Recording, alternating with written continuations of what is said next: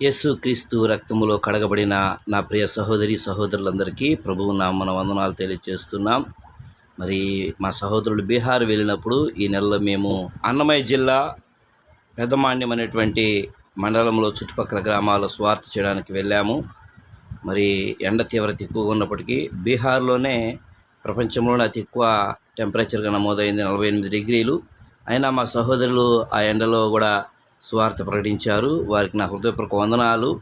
ఇక్కడ కూడా మరి కొంత సుమారుగా ఎండలు ఉన్నప్పటికీ కూడా దేవుని మహాకృపను బట్టి సువార్త చక్కగా జరిగింది. ఇక్కడంతా కూడా కొండ ప్రాంతాలు, ఈత చెట్లు, ఆ ప్రాంతాలు ఎక్కువగా ఉంటాయి ఇటు సైడు.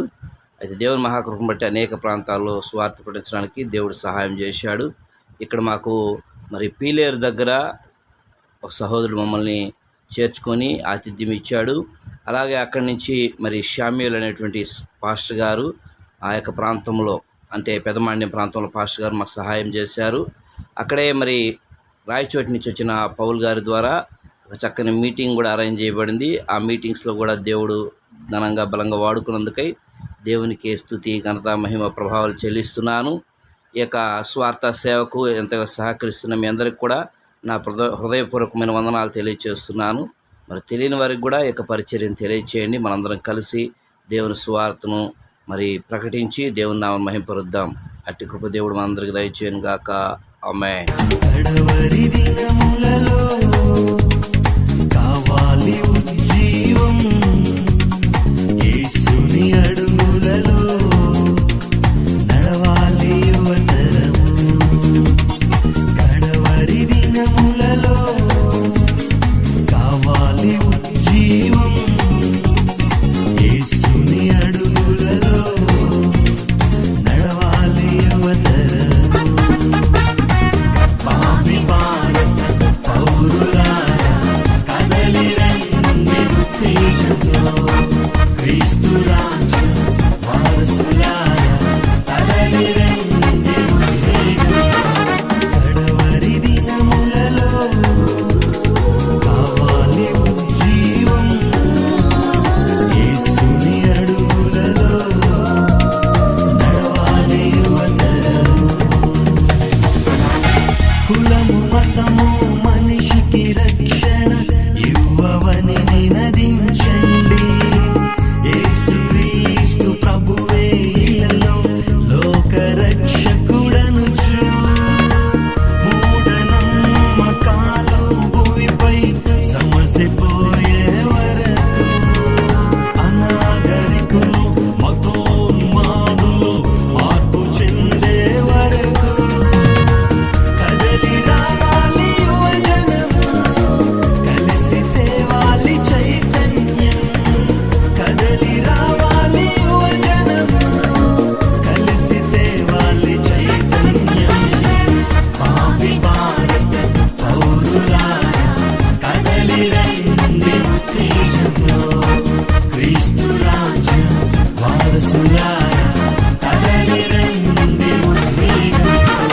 కడవరి దినములలో కావాలి ఉజ్జీవం, యేసుని అడుగులలో నడవాలి యువతరము, నడవాలి యువజనము, నడవాలి ప్రతితరము. సేవకులారా, సువార్తికులారా, యేసయ్య కోరుకున్న శ్రామికులారా, సేవకులారా, సువార్తికులారా, మీ మాదిరికై వందనము. ఉన్నత పనికై మమ్మును పిలచిన దేవా, మా కొరకై నీ ప్రాణం అర్పించితివి. నీలో నిలచి ఉండుటే మా భాగ్యము, నీ కొరకై జీవించెదము. సేవకులారా, సువార్తికులారా, యేసయ్య కోరుకున్న శ్రామికులారా, సేవకులారా, సువార్తికులారా, మీ మాదిరికై వందనము. దేవునికి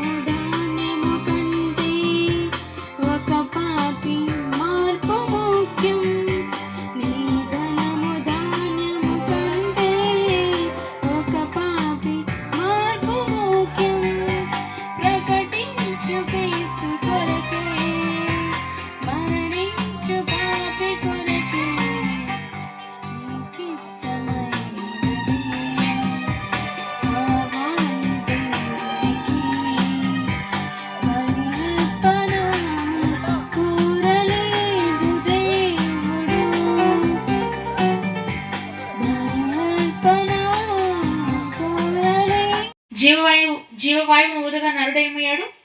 జీవాత్మాయను. ఆదికాండం 1వ అధ్యాయంలో, ఎందుకంటే ఇక్కడున్న మీకు అందరికీ బైబిల్ కోసం తెలుసు కాబట్టి టూకీగా చెప్తున్నానండి, అర్థం చేసుకోవడానికి ప్రయత్నించండి. దేవుడు ఆదికాండంలో ఈ 6 దినాల సృష్టి చేసిన తర్వాత ఇసుకను ఆనకట్టగా వేసిన నీ జ్ఞానమును బట్టి నీకు స్తోత్రాలు. ఇలా ఎన్నో ఆశ్చర్య కార్యాలు సర్వసృష్టికి ఆధారభూతమైన దేవా, నీ యందు విశ్వాసం ఉంచి భయపడటకు నరులకు నేర్పమని, మీ నామాన్ని మహిమ తెచ్చుకోమని, ఇదిగో మమ్మల్ని నీ సిలువ చాటును బరుగుపరిచి మీరు మాట్లాడమని యేసునామమున పరమ తండ్రి, ఆమేన్. దేవునికి స్తోత్రం.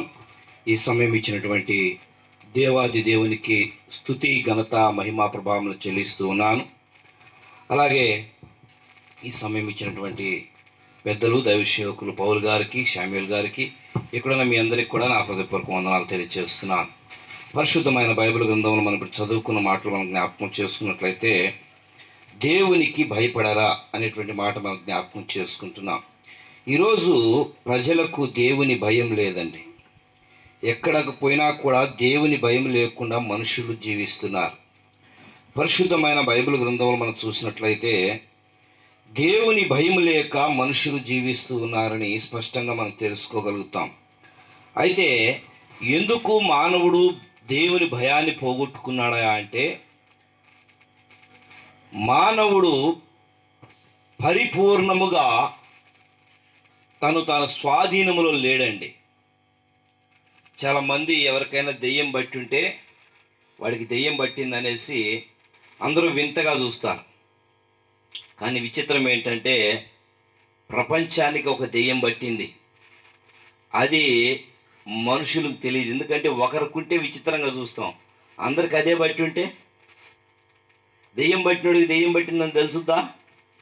అందుకే పరిశుద్ధమైన బైబిల్ గ్రంథంలో దేవుడు అంటాడు, గుడ్డివాడు గుడ్డివాడికి ఎలాగో త్రోవ చూపిస్తాడని. ఆకాశాన్ని భూమిని కలుగు చేసిన ఆ సర్వసృష్టికర్త అయిన దేవుడు తన స్వరూపములో తన పోలికలో మానవుని చేసుకున్నాడు. ఈరోజు ఎవరినైనా నీ దేవుడు ఎవరయ్యా అంటే, లేక సువార్త ప్రకటిస్తున్నప్పుడు కూడా మరి కొంతమంది చెప్పే మాట ఏంటయ్యా అంటే, ఎవరి దేవుడు వారికి గొప్ప, ఎవరికి ఇష్టమైన దేవుడు వారికి అంటారు. స్నేహితుడా, సహోదరి, సహోదరుడా, ఈ రాత్రి కాలం ముందు ఆలోచించు, దేవుడు ఒక్కడే. పరిశుద్ధమైన బైబిల్ గ్రంథము స్పష్టంగా తెలియచేస్తుంది, దేవుడు తన స్వరూపంలో తన పోలికలో మానవుని చేసుకున్నాడు. కానీ ఆదికాండము 6వ అధ్యాయము 12వ వచనం మనం గమనించినట్లయితే ఇక్కడ ఒక మాట రాయబడింది చూడండి. 6వ అధ్యాయం 12వ వచనంలో, దేవుడు భూలోకమును చూచినప్పుడు అది చెడిపోయి ఉండెను, భూమి మీద సమస్త శరీరులు తమ మార్గమును చెరిపి వేసుకునేది. సమస్త శరీరులు ఏం చేసుకున్నారట? తమ మార్గమును చెరిపి వేసుకున్నారు. దెయ్యం పట్టినోడు ఏం చేస్తాడు? తన బట్టలు చెరిపేసుకుంటాడు, తన శరీరాన్ని చెరిపేసుకుంటాడు. కానీ భూమి మీద ఉన్న మానవులందరూ, ఒకరు కాదు అందరూ దెయ్యమును బట్టి ఏం చేస్తున్నారట? తమ మార్గాన్నే చెరిపేసుకున్నారు. అందుకే దేవుడు, దేవాది దేవుడైన దేవుడు, ఆయన ఒక జనాంగాన్ని ఎన్నుకున్నాడు.